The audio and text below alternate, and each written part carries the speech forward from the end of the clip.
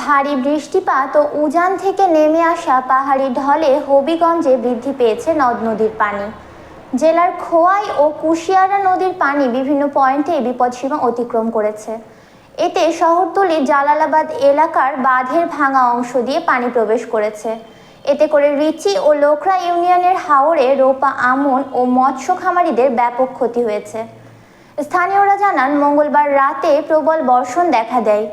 এতে বৃদ্ধি পেতে থাকে খোয়াই ও কুশিয়ারা নদীর পানি, যে কারণে নদীর পার্শ্ববর্তী এলাকার বাসিন্দাদের মধ্যে আতঙ্ক দেখা দেয়।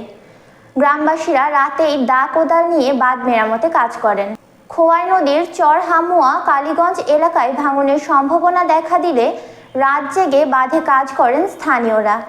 অন্যদিকে শহরের জালালাবাদ এলাকায় বাঁধের ভাঙা অংশ দিয়ে রাতেই লোকালয়ে প্রবেশ করে পানি।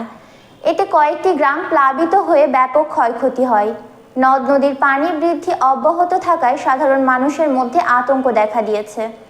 পানি উন্নয়ন বোর্ড জানায়, 3 দিন ধরে বৃষ্টি হওয়ায় প্রতিনিয়ত বৃদ্ধি পাচ্ছে খোয়াই ও কুশিয়ারা নদীর পানি। বৃহস্পতিবার 22 আগস্ট বেলা 12টার দিকে খোয়াই নদীর পানি চুনারুঘাটের বাল্লা পয়েন্টে বিপদসীমার 278 সেন্টিমিটার, শায়েস্তাগঞ্জ পয়েন্টে 167 সেন্টিমিটার এবং শহরের মাছুলিয়া পয়েন্টে বিপদসীমার 192 সেন্টিমিটার উপর দিয়ে প্রবাহিত হয়। এতে কুশিয়ারা নদীর পানি আজমেরীগঞ্জ 22 ও মারকুলি পয়েন্টে 8 সেন্টিমিটার উপর দিয়ে প্রবাহিত হচ্ছে।